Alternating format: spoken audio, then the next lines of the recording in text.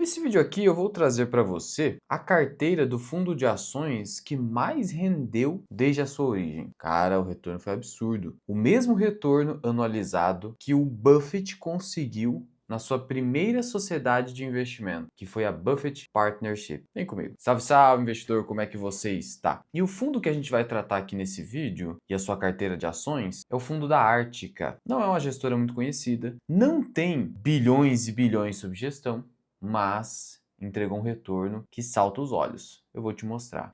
E aqui está o site da Ártica e o retorno obtido pelo fundo. Ele nasceu em 2013, então a gente está falando de um histórico que já não é mais insignificante, claro. Não é aquela coisa de um guepardo, de uma Real Investor de vários anos, mas é um retorno aí já de um período considerável. A gente está falando de 22 anos praticamente. E o retorno foi incrível. A gente está falando de 2.300 e tantos por cento contra 230 do Ibovespa, 200 e alguma coisa do CDI. Então veja que aquela crença que existe de que não dá para bater o mercado, não dá para bater o CDI, é uma crença que sinceramente, parece estar só querendo beneficiar a indústria dos ETF. É evidente que não é qualquer um que consegue bater consistentemente o mercado, mas geralmente, aqueles investidores que se dedicam, que são apaixonados no sentido de gostar do que estão fazendo e que seguem as lições de Warren Buffett, Charlie Munger, Benjamin Graham, geralmente essas pessoas conseguem superar o mercado. E aqui está um exemplo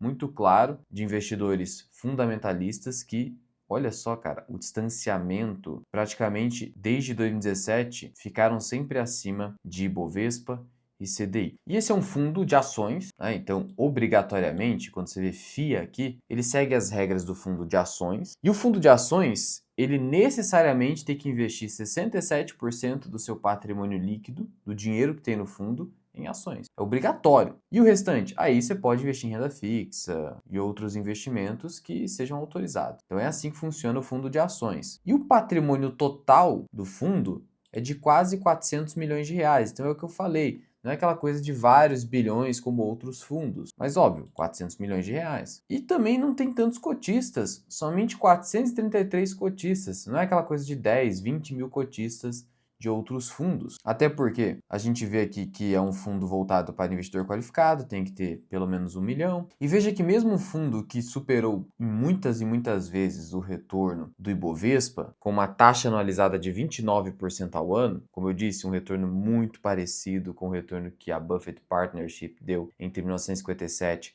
até 1970, nos últimos 12 meses o retorno do fundo foi de 34%. Então não foi tão acima, né? Não foi tão acima assim do retorno do Ibovespa. Então quando você tem um ano de Ibovespa muito forte, até mesmo um fundo, né, que vence consistentemente o mercado, vence por pouco. Mas ainda assim é uma vitória, obviamente. Quando a gente olha aqui para o retorno do fundo dos últimos 5 anos, ó, você pega aqui 2020 até agora, 209%, ou seja, eles conseguiram aí pouco mais de 20% ao ano. Cara, bateu 20% ao ano, você está feito. É isso que você precisa. Precisa para ter um retorno excepcional. Para já ter um retorno que garanta o seu enriquecimento de maneira mais acelerada do que o normal, 15% ao ano. E 12, eu já vi gente falando que 12 é suficiente. É suficiente, mas aí fica lento. E considerando um país onde você tem um CDI que rende entre 9 a 10% líquido, historicamente, 12 não é um grande prêmio de risco, não é um grande excesso de retorno, de tal modo que, Ibovespa você vai ganhar 12. E aí, então, compre Ibovespa e esquece se a sua pretensão é ganhar 12. E veja que um fundo como esse não está isento de grandes períodos de queda. Veja o que aconteceu aqui na pandemia, o fundo chegou a cair 33%. Nesses momentos, ter uma parcela importante de renda fixa ajuda, seja para controlar a volatilidade, seja para comprar os ativos com mais desconto. Também teve uma grande queda em 2022, 23%, e teve uma grande queda aqui também de 25, 27%, na verdade, em 2023. Então você tem esses drawdowns aqui que machucam, mas fazem parte da jornada. Você tem que entender que isso faz parte. Investir em ações significa estar preparado para um momento de volatilidade intensa. E veja que em termos de alocação de recursos no fundo, ele colocou pouco mais de 180 milhões e acabou aí tendo um patrimônio de quase 400 milhões, né? E legal. por mais que tenha esses períodos aqui de forte drawdown, a volatilidade do fundo é menor que a volatilidade do Ibovespa. Então, o Ibovespa se mexe mais e entrega menos retorno. E o fundo se mexe menos que o Ibovespa e entrega mais retorno. É esse tipo de fundo que demonstra qualidade. E o pessoal que trabalha lá é tudo CFA, então pessoal de muito gabarito. Mas o que tem dentro do fundo? Isso que eu quero saber, Luan. Conta aí pra mim. Bom, a gente tem a carteira em relação a junho, porque os fundos ocultam, né? Eles não querem ficar mostrando suas posições de curto prazo que eles acabaram de montar e estão montando. Isso atrapalha a performance, né? É um negócio, né? Vamos lá. Pois bem, a posição em junho do ano passado continuava com a Porto Seguro no topo, já há algum tempo. Dentro da carteira de ações, quase 25% é Porto. Então veja que os caras concentraram bem. Imagina você, sei lá, você tem 100 mil, você bota 25 mil numa ação só. Você teria coragem? É mais ou menos isso, claro. Aqui eu estou falando dentro da carteira de ações, né? Porque em relação ao fundo, quase 80% é ações. Na verdade é 80%, porque aqui ele está excluindo o percentual em ações alugadas aqui. Então é até um pouco mais de 80% do fundo está em ações. O restante você vai ver aqui, ó, que tem NTNB com cupom 2028, 3,73% e um pouco de investimento exterior. Então tá quase um 90-10, quase um 90% ações brasileiras e 10% sendo exterior ali e menos de 4% em NTNB. Então é um fundo que investe praticamente todos os recursos em ações. Porto Seguro, né? É uma ação que eu fiz um relatório de análise completo lá na comunidade Formação Mira Investing, e eu já vi muita gente falando mal porque demora para pagar dividendo, não sei o quê. Mesma coisa com o Sanepar. Cara, será que é só isso que realmente importa? Que pensamento maluco é esse de você achar que a empresa não vale a pena porque ela demora para pagar dividendo? É assim que você avalia a qualidade da empresa? É assim que se avalia? Você não avalia pela qualidade da gestão? Pelo retorno total ao acionista? Vamos lá, vamos levar o negócio a sério, não ficar com essas coisas malucas. A Porto Seguro entregou nos últimos 10 anos 500% de retorno para o acionista. Assim, absurdo, né? É uma empresa que tem um ROI atual superior a 20% e um ROI bem estável. Somente em 2022 teve uma queda importante, mas afora isso você percebe aqui que é estilo um Itaú em termos de ROI, não fica oscilando tanto, com a média de 17%, e isso se refletiu em retornos superiores a 15% ao ano. Segunda posição aqui, ó, é Marco Polo. Nesse caso, a gente já está falando de uma ação um pouco mais arriscada, por ser mais cíclica, mas o fundo ainda entende que vale a pena continuar com a ação. Eu entendo da mesma forma, mas aqui o risco é bem maior, é mais difícil de analisar, envolve os ciclos de substituição da frota de ônibus. Olha, isso aí é bem difícil de você acompanhar. Então não é o tipo de ação que o investidor pessoa física ali deveria ficar muito vidrado, deveria ser mais cauteloso. E veja que tem as ações ordinárias e as preferenciais aqui embaixo. Então quando você soma a posição, a gente está falando de quase 14 aqui, mais 5 aqui. Então quase 20% de Marco Polo. Então, se você pega Porto Seguro e Marco Polo, é quase 50% do fundo. Olha só. E aí você entra em outras posições um pouco menores, mas ainda assim relevantes. Caixa de Seguridade, quase 10%, e Banco Mercantil, quase 10%, e Blau Farmacêutica, quase 10%. Eu tenho vídeo de Blau na comunidade, tenho vídeo de Marco Polo e o Banco Mercantil pretendo fazer. Com relação à Caixa de Seguridade, cara, sendo sincero, hoje eu entendo que ela já não oferece mais tanto desconto. Na verdade, eu não vejo mais muito desconto mesmo. Quando você compara com BB Seguridade, ela tá bem precificada. Mas, como eu já disse, não é porque uma ação subiu, não tem mais desconto que eu vou vender automaticamente. Já falei isso em outro vídeo. Você tem que olhar principalmente para o seu yield on cost. Dependendo do preço que a pessoa comprou Caixa de Seguridade, tem um yield on cost aí de 12%, 13%, talvez mais, porque pós-IPO a ação desabou e depois voltou, mas o lucro continuou crescendo e o dividendo acompanha esse lucro. E aí você tem outras posições, ó, Track and Field, uma empresa de crescimento, você tem a Suzano, que eu quero comentar um pouquinho com você, você tem Fleury, que o pessoal da Guepardo gosta, Whirlpool, que é dona da Consul e Brastemp, mas não tem liquidez nenhuma, muito difícil. Você tem um pouco de BTG, mas aí são posições pequenas, né? Aí começa a ficar pequenininho. E Exetec quase nada também, BTG e Exetec quase nada. Pelo que eu vi, a posição mais recente montada foi Suzano. E veja que, com exceção da Suzano aqui nessa carteira, não tem ação de commodity pura. Por mais que a Marco Polo seja cíclica, não é commodity. Aí você ficaria na dúvida, ué, por que colocou uma Suzano da vida aí, commodity pura? Bom, o ponto é o seguinte, a Suzano é a melhor empresa de celulose do planeta. Do planeta. Então, quando a gente está falando de commodity, quando a gente identifica a melhor empresa, ela pode ser um termômetro para a gente, saber aonde está o mercado e dar um indicativo de que essa empresa muito provavelmente vai sobreviver ao caos. Em que sentido ela é a melhor empresa? Ela tem o menor custo caixa celulose. Ou seja, ela é a empresa mais eficiente do mundo, é a que menos gasta para produzir celulose. É a que menos gasta. E o negócio de commodity é um negócio basicamente de custo. O que a empresa tem controle? No custo. Porque no preço ela não tem controle nenhum. O preço é praticado internacionalmente. E o preço da celulose, já falei em algumas oportunidades, esse preço está muito baixo. Na casa dos US$ 500 ali, muito baixo. A média é 600. Então tá no estilo minério de ferro, quando o Vale acabou subindo, né?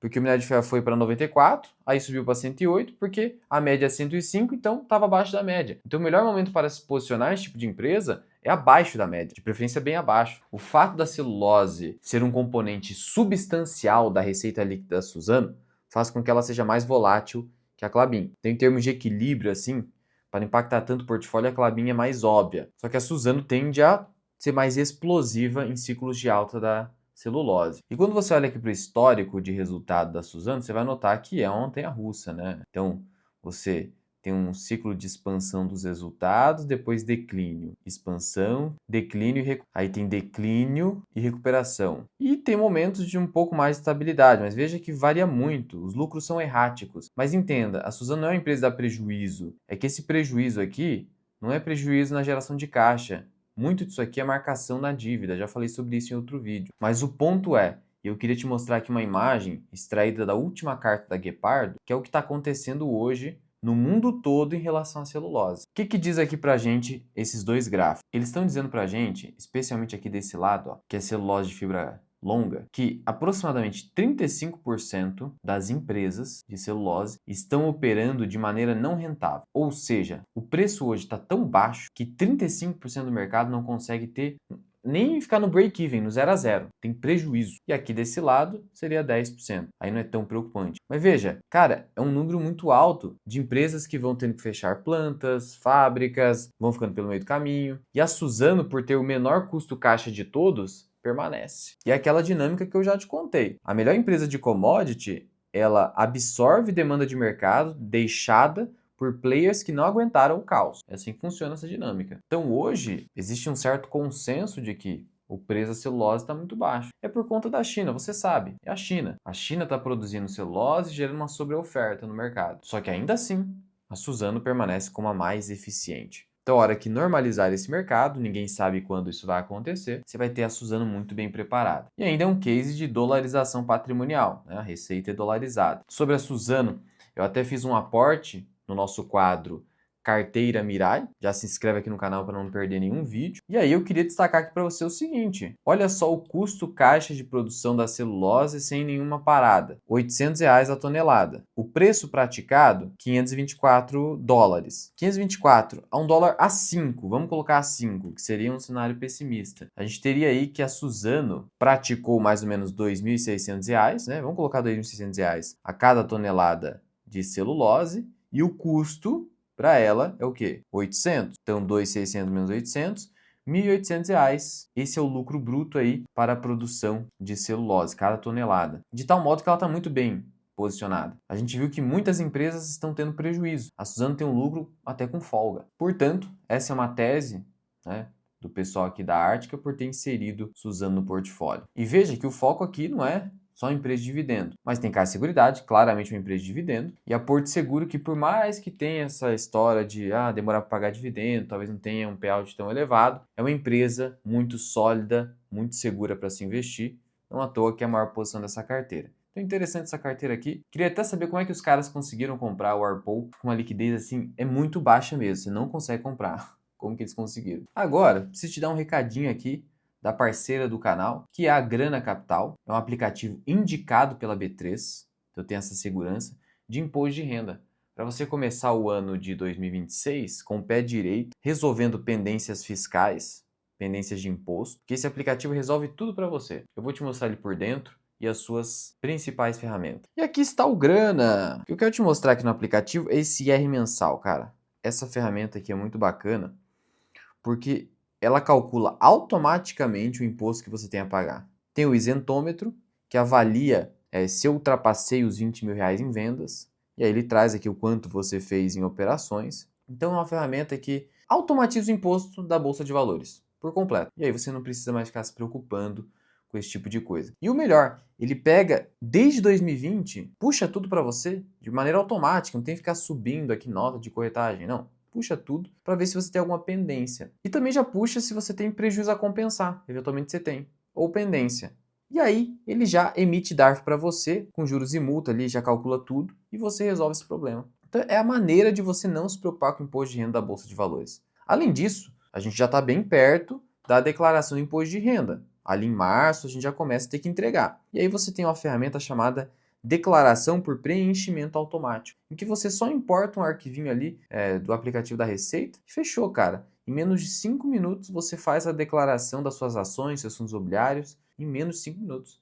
E com a segurança da indicação da B3. Então, dá uma olhada nessa ferramenta no app do Grana, baixe, o link está na descrição e no primeiro comentário fixado, QR Code está na tela, e utilize o cupom MIRAI, que vai te dar um bom desconto para você já garantir o ano todo o imposto de renda da Bolsa de Valores no plano Mais Grana, que é o mais completo de todos. Mas eu quero saber de você agora. Você conhecia esse fundo bem fora do radar, né? E tem uma carteira interessante. E aqui em cima eu vou deixar para você um vídeo que eu fiz a respeito de Vale, outra ação de commodity da Bolsa, assim como a Suzano.